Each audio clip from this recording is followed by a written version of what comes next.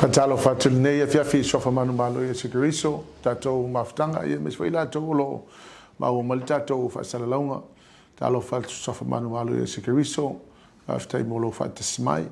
We welcome everybody that is tuning in to our live. We welcome you in the name of Jesus. We pray that that this will be a great help for you in your spiritual walk with the Lord. Ya tato maftanga nei le fia fine. Tato amate se talo. Father, we need you.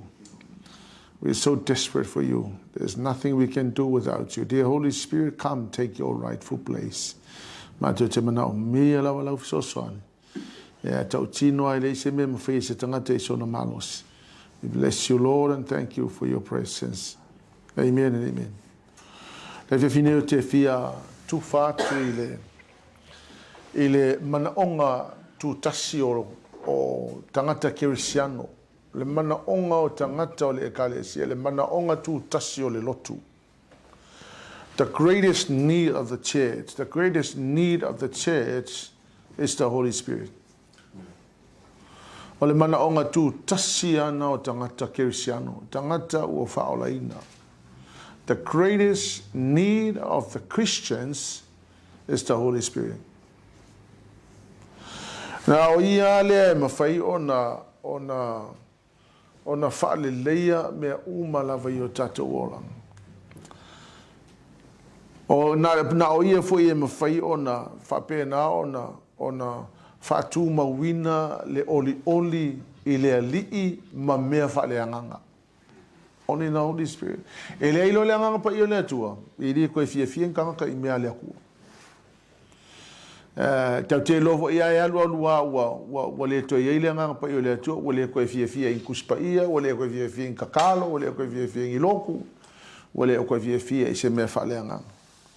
O le mana onga tu tasi lana o tangata kerisiano o le ai te tonu o le kale siel te imini nei. O le nganga pa i o le atua.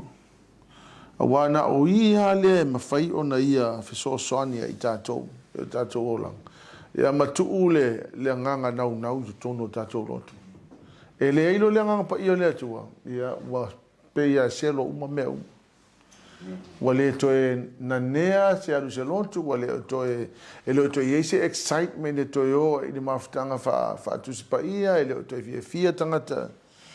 A wafo i le eilo le nganga pa i o le atua. Ia ua lusi ma le interest o kaka. E a le melea, o le vaenga leo langa le tangata e ke kaunga whaia o ia ia. O le taunga whaina ia establishes e lua mafutanga ma le anganga pa i o le atua. O ia lea na te whale leia ia tatou whaipoiponga. O ia lea na te whale leia o tatou wainga. O ia lea na te whale leia o tatou wolanga. O ia lea na te whale leia tatou whanau. You can try and suss out whatever you want to suss out in your life and in your family and in your children. There is a certain point where you will not be able to handle. But with the Holy Ghost, you are able to handle anything that comes your way. O le nganga pa ia la le atua, ia o le matapule se sa fu ia tala noa ia au te vai atu o le mana onga tu tasi leo tangata kerisiano lo i te imini nei. O le nganga pa ia o le atua. Ngā luenga o mata upo e lua, whai upo mua o le wha. O atu fo i aso pe te koso. Sa iei malapa i lato le me tasi, ma le loto ma tasi. Na whafua se i mai lea o le taarili ma le langi. Pese i o le matangi uangi te le mai, wa tumu mai le fale sa lato no nofo ai. Wa i lofo i lato olo lo fai vafi, pese i o le afi ua vai inga, wa nofo i o lato lunga te to tas. O le ana tau nuu mai ei le nganga pa i o le atua, le wha matala le tusi angaruenga. O le aso lea na sui ai le tele o mea i tu tonu o le lotu kerisiano. O le aso foi lea na matua ese lesi la asanga na o iai o langa o tangata. Tangata fa lea nganga ma tangata lolotu ma tangata na fa longo le tala le lei. O le aso lea na tau nuu ma iai le nganga pa iai le atua. O le aso na tele o me na suia. Mai le lata tu tilo le fiong pa ia le tua fa me le aso le na tupu ai le event le po le aso le na tau nu mai le anga pa ia le tua o le matala tu pa ia o le aso Pentecost. Now Pentecost is not really the day the Holy Ghost arrived. Pentecost is the celebration of the feast of the harvest. O le aso la Pentecost, o le aso le selenga, o le aso tonu ale fa manatu ai le selenga. O le aso tonu ana na tau nu mai ai le anga pa i o le atua. O le Pentecost la e moni o le aso le na fio mai le anga pa i o le atua. Al Pentecost ele o se aso le anga pa i o le aso e fa manatu ai le mole o le ainga po le feast le ta o le feast of the harvest po le aso se selenga. So o le aso lang se lenga, le mena e tau o le Pentecost, a o le aso tonu ana na tau nuu mai ele anga pa i o le atu. E ma nei ai o le whainga o le polokalame le atua. Ma le teimi na tau nuu mai ai le anga pa i o le atua, right on the day of the harvest. The celebration, a o le aso lea, mai le tawa mai le wha maunga, e fitu le lei aso, le tala e fitu aso e whai ai le celebration lea. So and our celebration le a mata loa ai tau nuu mai loa ma le polo misi le na polo misi a Yesu. E alu e fio le langi a wina mai lo nganga pa ia. So right there on the day of Pentecost, the Holy Ghost arrived. But you see, Pentecost is really the celebrations of the feast of the harvest. Yeah, pole inga leo le selenga ia fitu aso e fitu vai aso. Sorry, se ele fitu aso e fitu vai aso e fai ele celebration of the harvest. El fai upula e fa, na e mai e na o tau nuu mai le anga pa ele atu, wafonga o tau le kāua le mele fa mai, o le aso na tau nuu mai ai le anga pa ele atu, fa mai na faatumuina ai le fale. Ele ngatala na faatumuina ele fale ele anga pa ele atu. A o tangata na ye tonu le fale na faatumuina ila tau ele anga pa ele atua.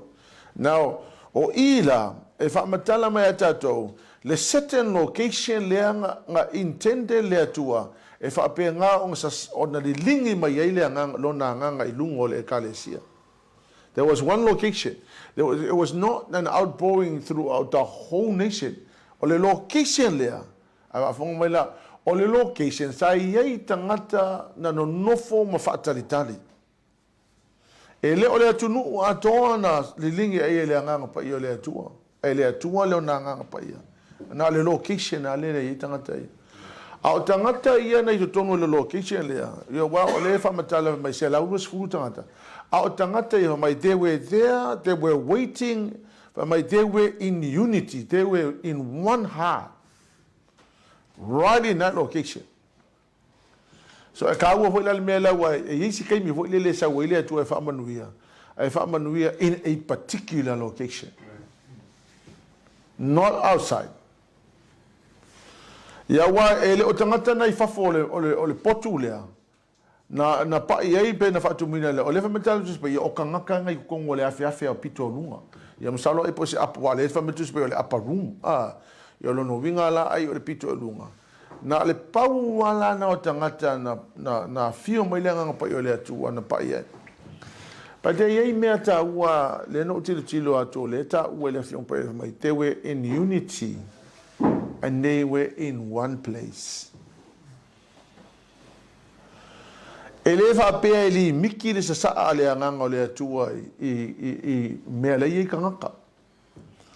But there was particular space and place when the people were gathering o i ngā kongwa le ngā sasaya i le nganga pa i o le atua.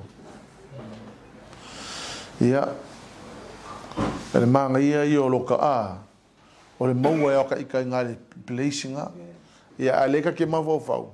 O tangata ia na i o longo winga o tangata sa fe longo a i ma lato ele polomisi le tano noi a wale falling me la apostola I matangata na fa longo o fetala Yesu la o fio le lang ala wina mai le anga. So they were waiting there because they heard the Lord Jesus said and they were waiting there for the arrival of the Holy Ghost.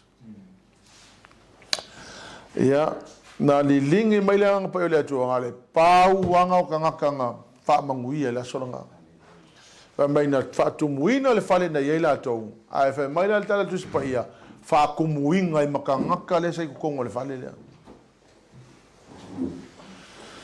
So, yeah, it is imperative for us to be at the place where the Lord wants us to be, so that when the anointing and the blessing comes, you are right there. Ya o ke whakula uia. Ole ekalesia, ole aikia le atua. Ele se aikia se kangaka. Ele se aikia se kangaka. Ato se mea lava pea na institute de Yesu, e mauki ngoa lava, e ngai ma Yesu i tono lotu. E mo ia lai me whainga plese o ele atua e rou fale. But there is a certain degree, leo ki kilo kule, ele teimina li lingi mai langa pa i ole atua. Ele ole ainga ele ole fale, ole si ainga ele ole ngofuanga le ngofu i kangaka. Ngofuanga le whakarikari i kangaka. Ya. O te le loa la po le ale mena tupu i tangata i ena i fafo. A o ka ngaka i ngai kong o lea o ke whai kaukuru kusi pa ia. O le tele i o mea manga ngai anga kukupi o lako o langa mo lako ainga. Because they were there when the Holy Ghost came. Ya.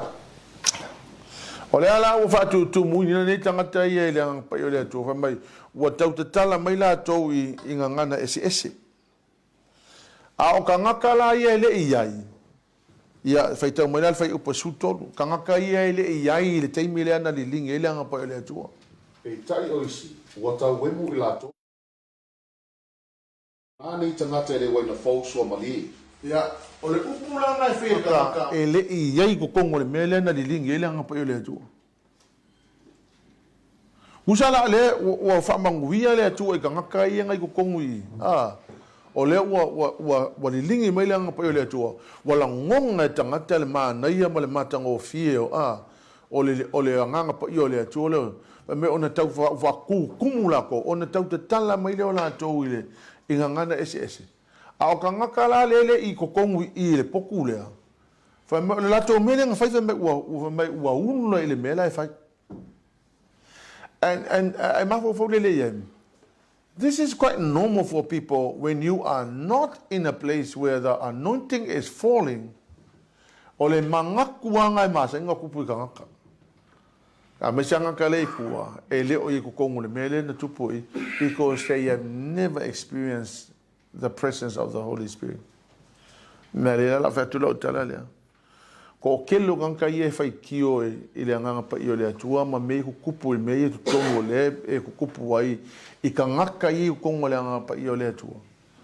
Mo ko kele lo ngaka le le o i kongo i o le lako masangi anga o le fai kio. Lako masangi anga e fai kio ma pe i ula le mele kupu. I say because they never experienced.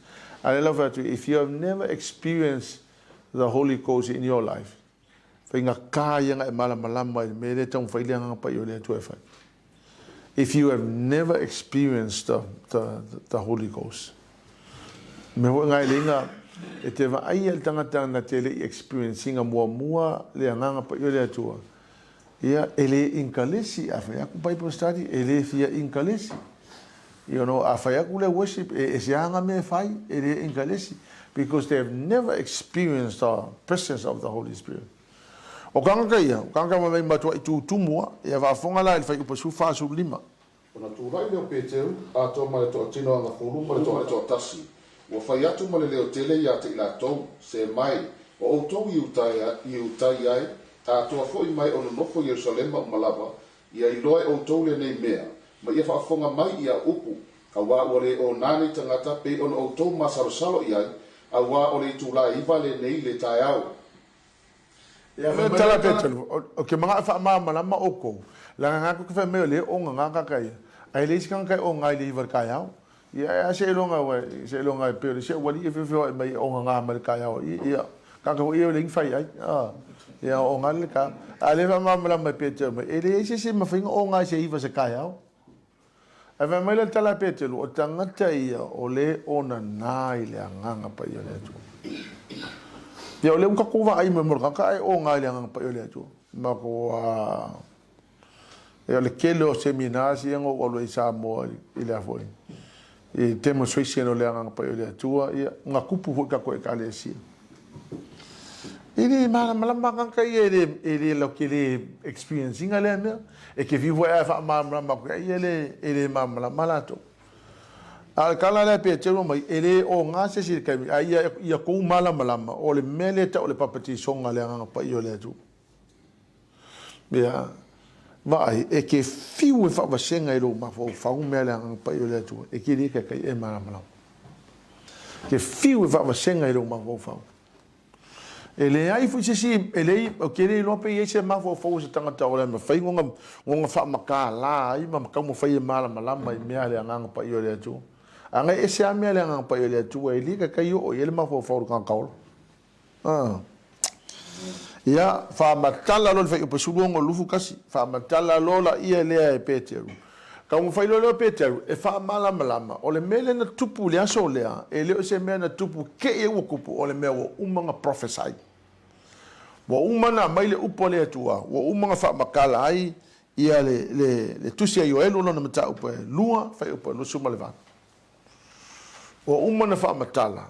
O la wa umana tusia tonu i fa mai ona so ngatai. Ele lingi mai ai ele atua lona nganga pa ia i lungo la na fano. I se ve ka mai fa mole la. Muriani e u ina o lingi fo ai na i lunga i tangata uma. Ona profeta i lea o tau atali ima o tau awhawhini. E whai miti o tau e ina, e i lofa alinga e o tau le lea. Ia, lea la ufa matala. E teru le prophecy lea. O lai tu tono tu le avion pa ele tu.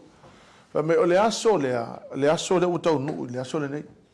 Mai pe teru na profesai mai e yoelu, o le au kau nuu le aso le nei. E oe. O le mea la leo te ofa ai.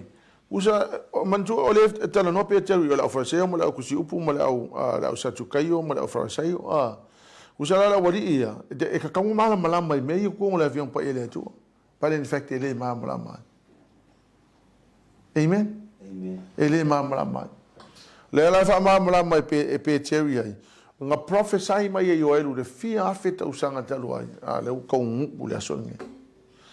Ja, o le whenga koe, ma le whenga fau, e foreshadow le whenga koe, ai whatau nu le whenga fau. O mea ianga kau mai le whenga koe, e tau nu le whenga fau. O le whana me la vela, e le o kia lawa kai le ma whenga lako kongeki, e le whenga koe, ma le whenga fau.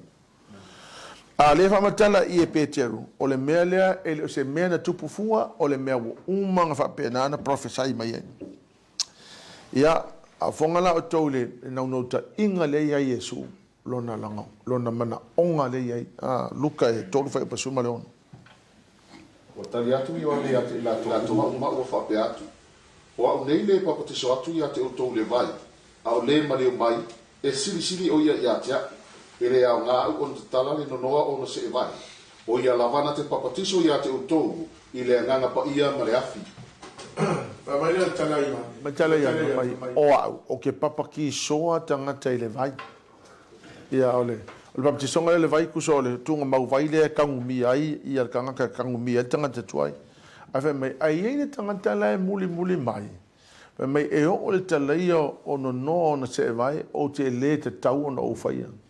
He is too holy, he is way above me.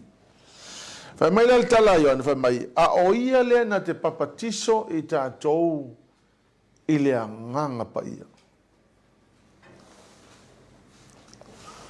Ia a fonga mai le tātou maftang. A le whaola inga le kangaka a le talia e tangata Yesu lea. E le ai se papatisong o le nganga pa ia ma whaino o mai ai. Ai sea, langa o ia ngai whil papatisong.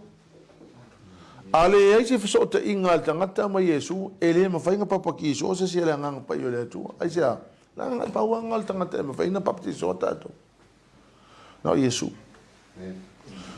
ole blessing le o kanga ka fa ola inga ole tangata o uma ona fa maina lona o langa ele toto Yesu ke riso o lawa available ia ke oe le papa ti songa le tala no tu se pa Papatisonga le lang pa iyo le tua. O ke vai voi ele papakisonga kan ka ele mga awai. Iyo e. Man tua oko e ko ke le kan ka kong ya Yesu ang al salaudus fukan kan ngofo lunga fakati. Na o tangata la ia le na no fo lunga fatali na le pau o tangata le fa matala mai tu si pa ia o la towi na papatiso. Ale ala fa metal tu mai o Yesu les e afio mai o ia le na te papatiso right throughout eternity ngale pauanga ka ka me fenga papa kiso ka ko le ngang pa ia na o Yesu. Ele ila ska ko mafkanga mai Yesu there is no way me fenga papa kiso ai. A fonga mai o le papatiso ngale le ngang pa ia le tu. O le papatisonga le sui umai meo kakuolang. E papakiso lo o ile anga pa ile atua e ke le yo me mawhainga whesui ai. Me vo na o lo o nau waile ya Yesu e whapea nga papatiso tātou ile anga pa ile atua nga le pauanga le me whaku mau i ngai kanga. Ia o tele atangata ke vai e lue wapengi o la kuolanga.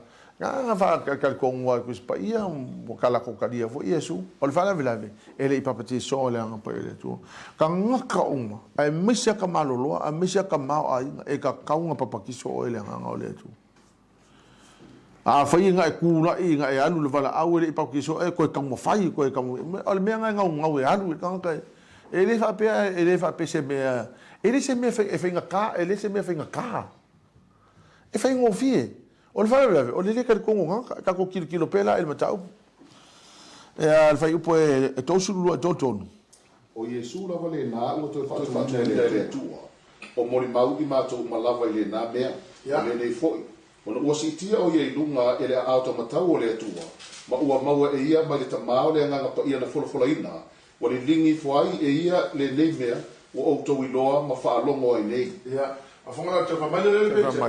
o Yesu na to tu Jesus resurrected ala fong mai le si vai ngol verse o verses nga and God the Father gave Jesus the Holy Spirit to pour on us lawa avele tu ya Yesu ke viso le nganga pa ia esa sa i lungo tato alena o fa tu o ke le lo la pe fa fenga ngale a fa o le intention no le kua e ya Yesu nga ia sa lo na pe le lingi lo na nga pa e lunga tato o ke o fo ya ka ko pe fa fe fenga ka ko le manga nga o a le mele o lo ile fatu le tua na le fa metal and God the Father gave Jesus the Holy Spirit to pour on us. A le nganga pa ia le tua, o le nganga le nga ke suia o markelo mea. I tell you, e papakiso no ele nganga pa le tua, ke le yo me fe suia, i fe liu i le tua ka kuolang. Ya, a fonga la il melia, e fa fe feanga fa fe fe on e mau le papakiso nga le nganga pa le tua. O ke lo le mena no fai na mafueno a mai le kamata pu.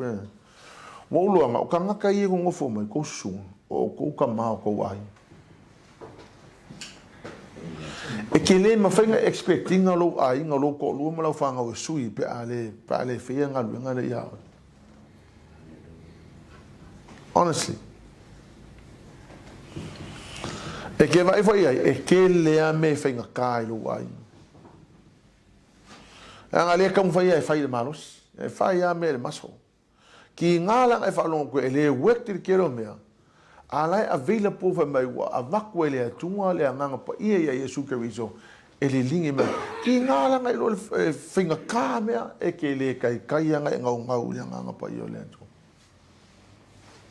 ale uva le ima se soka ko mo finga faia e pau le nganga pa ia le tu mo finga suia me o ka ko ola ola la ke kam faia faulo ai ngai lo malosi ai tia lo o mana so ke o ke ile ama se be o mo venga fai e o foi ka ko mo langa e o foi ka ko personal issues o like ka struggle ai e o venga kai e venga ofi e foi ame ku pu ko ai nga wa ile lo pola ko nga me a fai e wa fa la vela ngai kan fai lo malos anga e tapi ini il kongo le anga pa ile tua ma e ngau le anga pa ile tua e a fio ma e ki o ma papa kiso e wa leva nga va se turn around. Yeah, le luo marriage. Yo. O ke va ko e o me ku ba ele fa pele ele ku me. But I tell you, ole malosi le ma faye ka ko o nga handle. Pa yo le tu. E kukupu ala mea, e ia kai me vevesi kongo le ainga, e ia ke me kupu. Au ke vau ke o e le aino le ngau pa yo le atua, o ainga salalau, o vakulau tala. O le wo noti singa nei, e faso solo nga mako kua ka kufangau.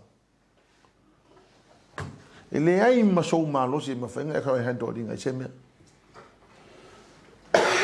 Awa le faso solo nga mako kua, o whaifu ila kou ma fau, e ke whai aku e se ale lalolangi le mai. The Holy Spirit is the only person who can suss out your issues. Ai va pe ala ke le ngau ngau loko le nga pa ele atua, ia nga ka nga e ngo sa ilo la ia le amo le venga. Ai ngau ngau le nga pa ele atua, o ia le nga le fe me kala ku sipa ia. You shall receive power. Ai fa ile ke le mga ole nga pa ele atua, ia o le sa nga i fola ke lu fa fe ko ia fa fi ka di pe ke ma fa ia. Yo anga leta o le fiong pa ile tu ava la wala le fa matala le fiong pa ile tu o fa u pe ko suru wa ia. Ona fa ia tu le pe te ia te la to. Ina sala mo ia. Ma ia tasi ma pa patiso ina o to uma. Ile suafo Yesu Keriso. O le fa mangalo ina o anga sala. Ona mawale o to o le me fo ai fua mai. O le nga pa ia lea. Ya, fa fonga me fa mai. O me ia uma mawai o le nga pa ia. Number 1 ia e sala mo ia o sala. Anga ka ume. O le translation fa palangi la o me ia fa mai. Repent of your sins, turn to God, the New Living Translation, and be baptized in the name of Jesus Christ. Ia o le baptisonga la le vai. O le uma baptiso ka ko e suafo Yesu. O le fafi kauli le womo baptiso ka ko e ka kele salamo. Vai o le baptisonga e le fa manga ro yang sala tsanga. O le akala nga o tanu miel tanga tatuai. E baptisonga. A le mele manga mia le ku, manga mia ka ku salamo, vai o ko. Ele nga al muli rumo fai ka anga ke salamo. Ide o le si me anga sala piko i sili nga makuia. O le mele o le po leva fai mele anga pa ia le ku aka ko me fai. Ala ke fa uru maloa, la ke alua. Ia po lo lenga ngofo, lo lenga nga pa yo le tu. O la fi lenga pa yo le tu e sa ko le ka un fai belanga lenga ya ki oe. Ia ki ko fa ma ke. Ai ke vai yo ye. O le te loina papa ki solo ele nga pa yo le tu ku uro ele nga pa yo le tu e ki ele si loko foule ko kongo ma fainga e ngau ile ali. Ai ale fai le menga o va ku le auto fainga kai. Yeah. Olea make go through le mo counseling o ngali e kupu ai mea ma ka maiki ma faanga. Au te fatu o ke ngofo so mo fa. There is nobody who can handle these problems until you have the Holy Ghost. Langa le upula Yesu fa mai o te anu le langi ai awina mai le fe so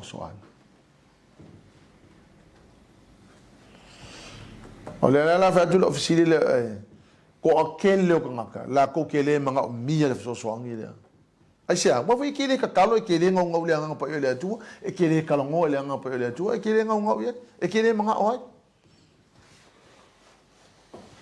ala available but may oia o le so soangi. He is the helper, he is the counselor.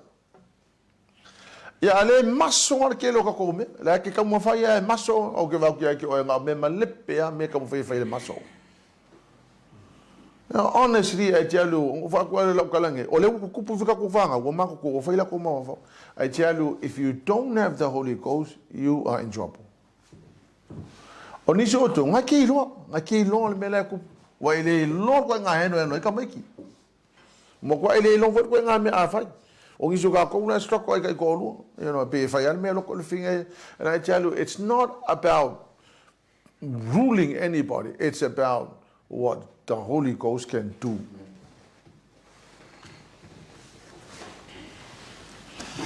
O le mea la, o le whametara tu se mai, e sala mo ka kua ngasala. Le lopo le siang sala piko sidi nga maku iai ke oil ke mingai. Mako ile ai me lo lukwong. Me mo le madidi. E me kuspa ia a ele fa fonga la kala kusipa mai. A vevela a malili a fa le ngolu. O la me kubu. O la le wingo le ruanga. Judgment. Aluai oi fa foi le aku o reject oi. O le ngo la ko ke do isika ka wa luku mo ele ko manga ole e luku mo ka wa ele ko manga ole nga pa ole tu. E wa maso o malo fe ngome. E o va ke o ele ke va ke o fa ya sima ma fa ole mo le avenga ya mo e amo ka nga ke le manga o mi ele aku. Le nga pa ole tu. Fa ya sima ma fa. E nga wo luku. Ele se soka como fenga hando linga fa fica a le wa mai leanga pa ile to mai o ia o ke afio o ke alu le langi a fi o mai leanga pa ile to mai o ia o lo fesoa soan ya anga ke lu kom e ke lenga nga uleanga pa ile tua e ke le kalongo leanga pa ile tua e ke le kakalo e le fe ka uno kus pa ia e ke le kalongo o le vai o le maftanga maleanga pa ile tua e pe o le sikanga pe ala ke kalongo kanga e u ia ele vai ai a va to ale se no maftanga pe am ke longa ke fiu me o le fa fika u ke le lo pe va fenga hando o le nga vale lo ma fo wa le pe va fe a le available help ya aquilo i so ka ko mo ko ele lo por me la fe lo fa mo un mo ko nga IKEA ele lo por la ko nga me afa yo ngi so ka ko ele lo por me afa finga o finga mo ka malo kwa over malo wa ele lo pe va fe fa nga lu nga ya wa ki ko ale ai le nga pe le tua Nai pau ana le tangata me faina fiso soang. O ia fo ngai me fainga lili ua me le anga fai ma me le. Ia fainga lili ua mo fa fika ulu ma sa fa fika ulu con ka kwai. Ale le anga pa le tu. E pe ai lo makai lo me anga ka fai fai. E vai e oso e ke koko maulunga ai mai suka ai pe malofa o foi la we ka mo fai ai ando be le lo malos a la available le nga pa o ke longa la if you are a father you need to establish the relationship le malanga pa yo le tu asia o le role ko ngole ai ngai le me fai ka fai so nga malos being a father being a good father o le roller ke manga o mia le nga pa yo le tu fai o nga ya o mai ai o mai le na o nga o ita to pe fa fenga hando fa finge pe fa fenga hando ka mai ki pe fa fenga hando le ai ya pe fa fenga hando ka ko ora fa so songa markelo me ka ke ui mai ya o ia le ta o le fiong pa le tu a me ala nga fai salamo li liu le aku salamo li liu le aku papakiso ala papakiso nga o le talo no mai kangu ka nga kuai o le winga nga papakiso nga o le tanu mi o le tanga te tuai e tu la i mal tanga te fo amen yo a fonga la mai then you will receive the Holy Spirit. Ona e mau lo le nga pa yo le tu e le ma fenga fe lo fa u malo ke le sala mo yo me nga fa yo a me sia o fa ko ke le nga fa pe ala ko le se me ma fa ile ko me le ma lido le lo fa ile ku a pe es kama me le lu ku e ke le ai lo mo le ku le mea ai mai salamo a ele ngau le anga pa yo le tu o ke le lo la pe va fiang fai ya o ke lo nga ke ngofo mai o ko ka ko o sikama ma ko ele ka kalo ko ele le ise commitment ya ke o ke ngofo ka ya lunga fe so ko kalo ele ise commitment ya ke o ke ka kalo ele po ele ise commitment fe ka o lo ku pa ya ma ko ele ai ma se commitment then I don't know how you're going to handle it.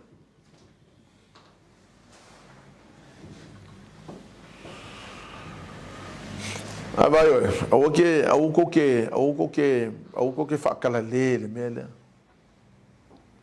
o que fakale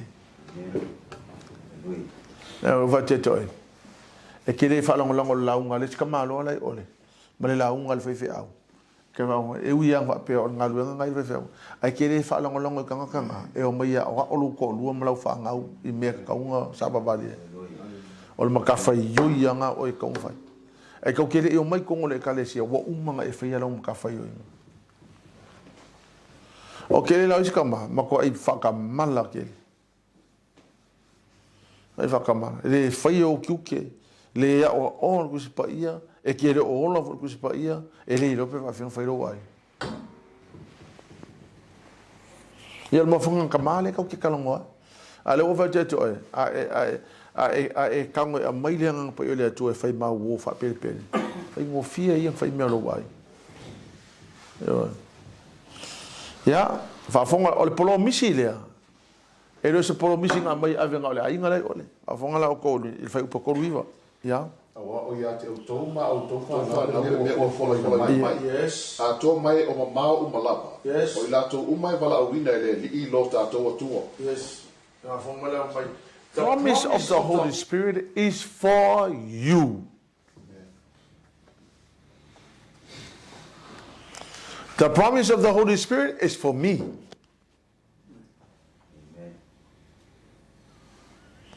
O le polomisi lea, o le polomisi nga design fa pitoa e le atua mo oe ma.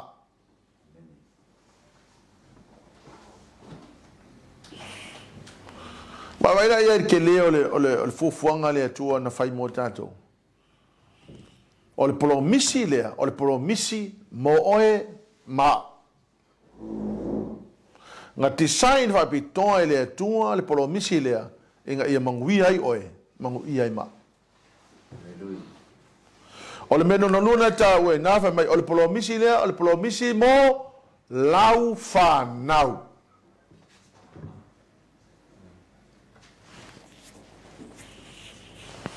Ya le la fa fong mai la ka le fa ko kele o ka mai. Ma kua i le koe fia o i loku, kua i le koe fia ngau le loku. Yo, a whai aku langa pa le atu, pise mea valea e kamiti. O, ia lau kala. E pise mea valea e tamiti le mea lea. A, o le polo misi lea, o le polo misi mo oe ma lau whanau.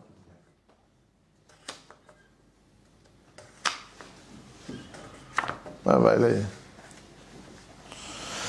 E ole meno no tono mai e le ngata na ole polo misi le mo ila to o lo mamao e ka kaunga fa la kala mai. Ia ka ki e ka kala mamao le ka longo ia ka ko ia ko kongole. Ah le ka ki vai ole polo misi le nga pa ia mo oe marau fana. O ke vako ele isi si mea piko siri nga mangui ai kako whangau ngai lo o le anganga pa i o le atu. Isi si mea. Ele ai si mea piko siri nga mangui ai kako whangau o le anganga pa i o le atu e mangui ai.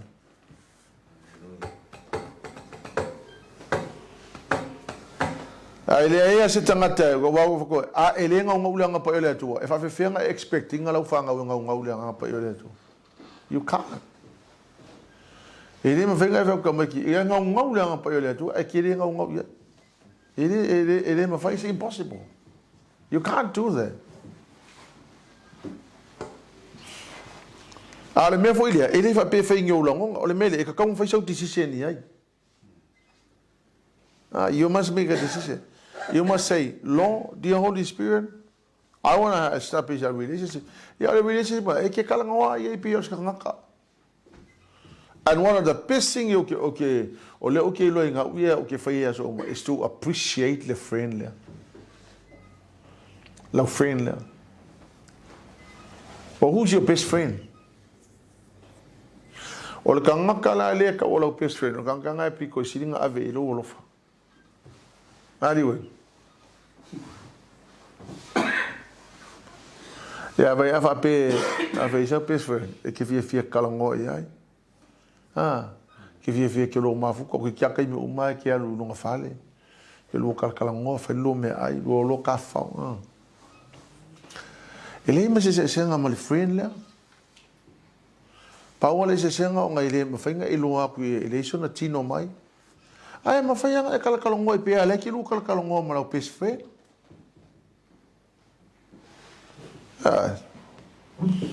Amen.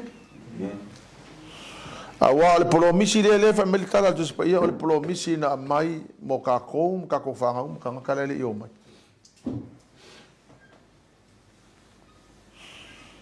Ya, au te va te to. E metin pa pe le polo misi le su fi a mai le anga pa le tu fa mai. Fa ke le ai Yesu. Ele fai ne se ki a via. E metin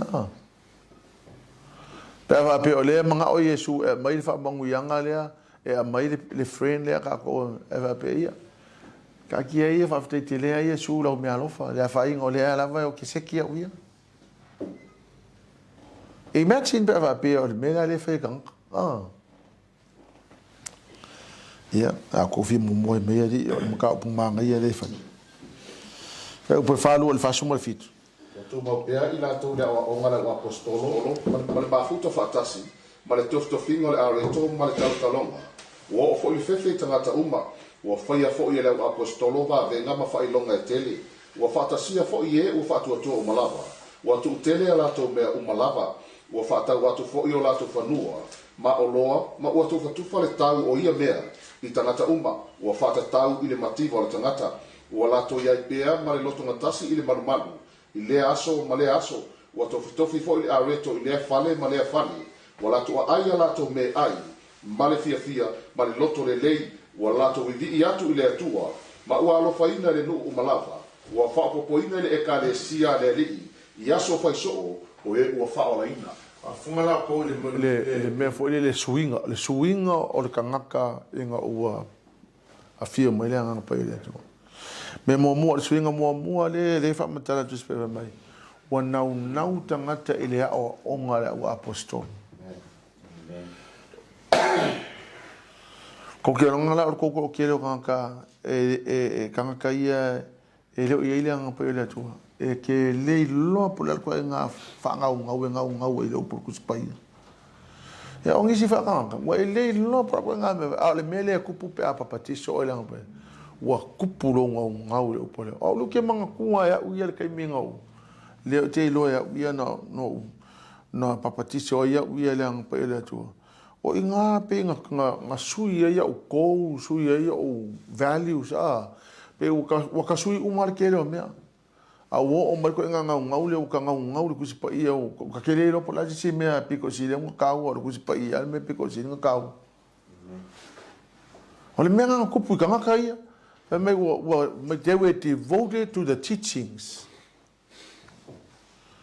Ewa ko ale papa ke so ole ang pa ile to e pe er ku si pa yo le si ku si vo le pe ar ku si pa yo ku si komi yo nga lo pa ki ya yo le ku si pa ya nga ba le so nga ai a fa ya ku o ngol ku si pa ya e se me la fa e ke le fie ya e ke le fie fa longo wa le la va e le vale a papa ki so ole ang pa ile e ya le nga ka inga nga lo ko mo le upole ko wa ye ke ole ngau ka inga ngai ke fia manga ya wa manga o le fai kau wa te vote nga le teaching a o ke me o wi ngai ngau lo ko kanga ale siang pa ele tu if you ava va ko e sa me la fai ya pe la ke pula me o le vanga fia le fa Ai o ngau o papakiso le ngapa yo le ku ai ke fia ye ke fa longo le fia on pa ya le o le melo ngolua e ngombe wo me wo devoted ngaka le fellowship but they were devoted to the fellowship meaning me fa pia o le me kala ku pa yo o le fio ngaka le fa le fia ma ka ya me le so le pe ku ringa ma sa wa so le kanka o sa ku so le al mele ke fa ko o le aka le lo ai le mele tupu ina o pa ile nga pa yo le tu ga ngau le upole ko ngau le fellowship ai yo ngau le fellowship e se vai ka ko fellowship yo vai tu ele e milonga ele fa longo le upole tu bo le ko ye se fa ko e ke la nga me tupu fa tu le tau longo le upole tu me nga le nga fa ele ko me ngi o fellowship because o inga este ka ka la ko fa ko o le melo no tolu nga so mai o kele va venga o fa ele o apostol yo o le si me ma nga fa mai o mai le fefe kanka ele le fefe fo le pe fefe se ku ale o nga me fo le fa alo o le opunga le and awe is a respect, is a deep respect. Orang winga wa me kanka fo ile wa la ko fa alo ile tu ya e ke le ala le topi ile fa alo le ku fa alo le ku fe ngolo se furwa e fa alo le ku ke me kalo ai fa alo le ku ke me fa unginga e ke fa e ke le ame e ko kongo le upulo le o ye ke o lo fa alo le ku e ye ke o le sense le you want to respect God yo o le sina me ka o kia le ngupo me o fa kau property se ka o nga mai le okupe o kufa ka se mai o nga kufa le okupe le e kusai male mana o nga tan se nga le nga pa i o le ku me fa ia me awa ava pe o kau le property le e le se ka mai me le o sa kau le property se ai a mai me ko e le se ka mai me. But that happened because the Holy Spirit came and moved amongst the people. O le sida me manga yanga fa po fa sulong fa mai wa la to tapua I fa tasi ele malu. Wa vai le kanga, wa le ko fe me ko e pe o ngai kanga ka yo le lo. A ngau kanga ka yo le lo.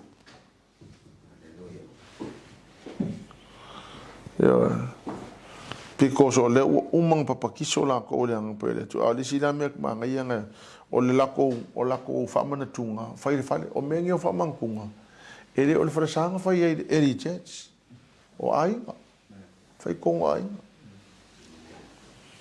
fa mankunga ia wa milo ale kalesia e o nga fa au fa winga me fa mankunga alo ke fa ka ku si pa ia ele nga fa ai ele fe au fa winga nga fa ia kamam kanga ka ole ai e fa mankunga le ka ole fe un pa ele tu o ke le la profe me se lo nga manga ia wo se lo nga fe au le o ma fa winga fe mankunga on ka mo fa ia fa mankunga ale fe me ka ku pa ia sa fa ia fali sa fa ia ai nga and it's an amazing thing to do o inga commemorate ai le maliu Yesu ko kongo le ai fai ka ko yo fai o pula fa sufiku manga ia mai and they were praising God together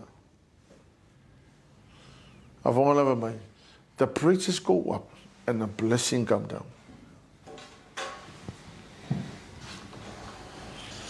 o mea ia o le mako simple o mea ia para talu o mea ku kupu inga ua fio mai le pa ile tu o ti vote kan le teaching they were devoted to the fellowship. O ma la ko le fo le matau o manga respect le ku respect le li I la ko la respect la ko kupe respect la ko kaimi respect le tu ale si me manga fa o ka po I fa kasi la to normal e a fa me wala ko vi I fa kasi what a beautiful thing. Very simple things that can happen, but I tell you, all the impact le nga pa yo le tu mo so la ulea fa malo sita to maftang kangipo. E mga umia le establish e ruma afkanga maleanga pa ile tu. Mga umia. O kako lo uma fai kako uma mo me vo e fa le kalesi. Ava ku le MC. E wa ilo al me fa le MC. Ava ku kaulang wa ilo me fa le kaulang. Ya o kako masang ya la o pe o masang ya me wa pe. Aya. Eu falei pim se mecânico tem coisa. Aí su aku ngale fale. O ale ai mas se mafuka ngamale ngapa yo. Eu ka koma ele fai ngawa ya fa pe nga. Eu pise me masange. Welcome Holy Spirit. Ya uma Saul fenga kaulanga eu ngo. Eu pe me kulunga ngo foi lá lo kulunga. Kai dem se me. Yo. Au te fete kau ki kulu ka ko foi lo ko pala sia ko mai ole mea kasi dei me se sui. Al suinga le mga o ile atua, o suinga inga ua fio mai nga pe ile atua papa kiso. Amen.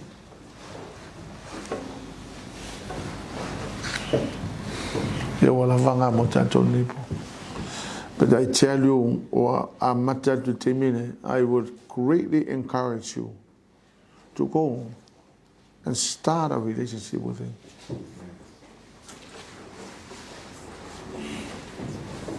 Ai fale kung fako ese.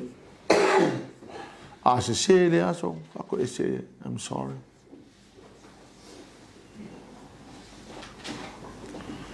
Make an effort to get up in the morning and talk to him. Mayoto o kouia kako kai o kako ai. Ele ai se tanga te pito sili na mana o mia o le nganga pa i o le tu. Hallelujah. Awa te fete de kau ke faso solo nga ko makua. Ma faso solo nga makua ka ko fanga. Faso solo i ko nga age wa ele ma fainga ko hando linga ka makiki. Pa wale ho kako. Ale nganga pa i o le tu. Ele ai lo se mafutanga malanga pa ele tu a makalonga vai e kele me out of shape kamiki. Ya por como el finger e mo ka ele lopa vai com a pove me sabe com a finger va pe. Ya vai a kule ainga ya o si so uma me com ole ai. Aso se ainga e a fio ile anga pa ile tua ma le leile establishment o le relationship par kamalo ma le fafinge ile anga pa ile tua e ia fa ficar o ile a se me va pele va ficar e ia lui kau me but you will be able to handle wala le tato maftanga ne fia ia fa malo singa mo kako. You as a father establish a relationship malanga pa ile tu. Ke mga umia ngai. Ke mga umia. Awa fio eselo o ia ma ia ka ko lo me ko puya sau. Ava aida ina wa fale ton ka vika o le kala le ka vinga mai awane ave seina mai lo wanga pa ia. Pawangan men konsene ka vika o le anga pa ile tu. Ya so ya ka upel e mga ka upel malo ai let ko le anga pa ile tu. So se ka ngaka fo ia lai le ngau ko le anga pa ile tu. You will see. You will see. One day you will see. O le desperate ni le ka ko o le anga pa ile tu. A ele ngolo ko le anga pa ile tua e ke struck ko ele wai. E wo ora ko nga menga wo fai maso uma me uma. Bole a me se me ko fai ele anga pa ile tua wo maso uma ke ro me. Ya le maso la nga le ko ki nga ngai.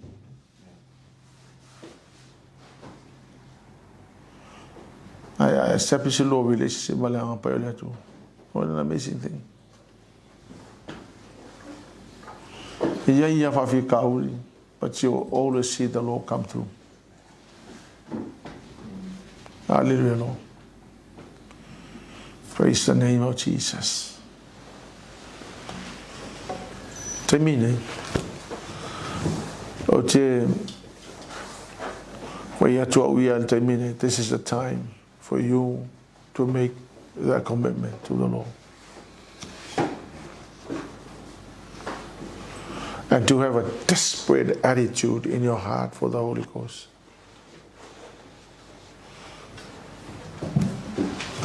I'm desperate for you more than ever before. Because lo kelo ele ai ma se me ke ma fai lo malos. Lo kelo ma ko ele ai ma se me ma fai ngafai. I can't handle my family, I can't handle the church, I can't handle anything. I just cannot handle anything without the Holy Ghost.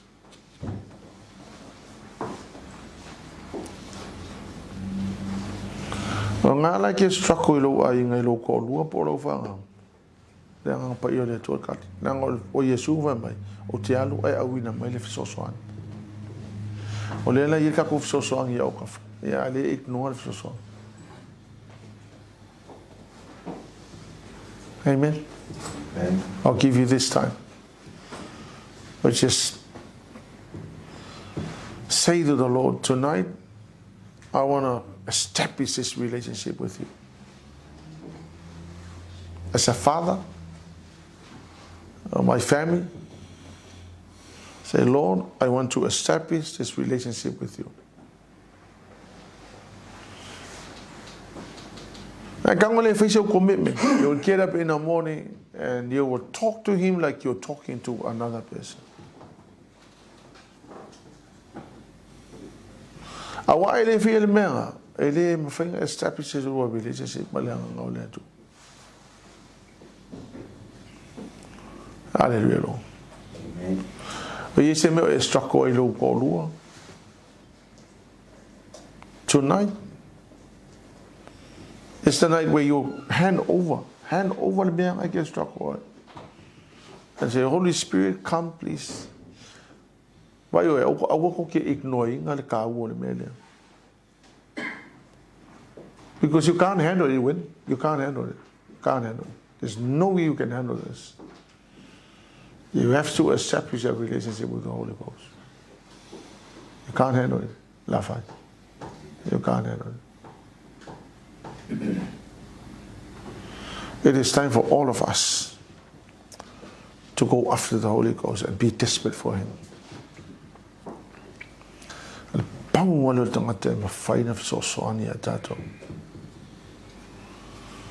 So the only one who can tidy up our family, who can tidy up our lives, only the Holy Ghost. Only Him can help us. Only through Him we can handle anything. Hallelujah, Lord. Hallelujah, Jesus. I thank you, dear Holy Spirit. I thank you for what you are doing. Dear Holy Spirit, I appreciate you for all that you have done. Matolo le se malo se tangata me faio na faia se mea. Matolo fo yo le malo se tangata ngata ele ma faio na fatau no inai.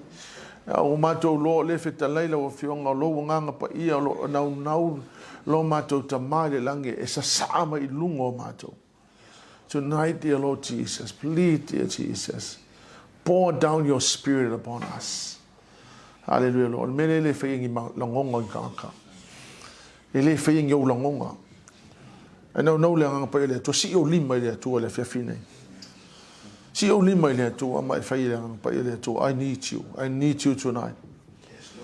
There's no way my finger handling ngi mea. Ele finger handling. Ele me finger handling ngi mea yo lang ele finger handling say long lang pa ile to. Say, dear Holy Spirit, I need you. Please come upon me tonight. Help me tonight to understand and to know you and to have a personal relationship with you. Dear Holy Spirit, you're the only one. Hallelujah, Lord. I want to pass it oia yo. I want to pass it oia etele fata lo fire. Every day you get up in the morning, you must thank Him. You must appreciate the Holy Spirit. Before you go to bed at night, you need to appreciate Him. Koroshia ra matara ra sandara bata koroshia. Na oia le mafaya e tatou mea uma. Dear Holy Spirit, come take your rightful place. Come take your rightful place. Only you and you alone. Na oela vanga pa ia mafaya nei mea uma. Fa mole mole nga pa ia. I feel my hallelujah, Lord. Oh, hallelujah, Father. Hallelujah, Jesus. We thank you, dear Holy Spirit, for the work you are doing in our lives. May the name of Jesus be glorified. Ye te oile mamalu, ye te oile vi inga, ye te oile whamanu. Whawhitai lo whamaoni ta ma. Whawhitai lo lofa le e, whawhitai mea umalawa wa e whaia. E le eise malose se tangata, se wanga nala wa fio nganga pa ia, fio mai whamanu ia lau whanau. Li lingi lo nganga I lungo lau whanau. Whau wina I mātou, nenevia. Ai maua lunga I so vi inga lo mātou ta ma. We bless you, Lord. We thank you, Jesus. Let there be glory and honor and praise.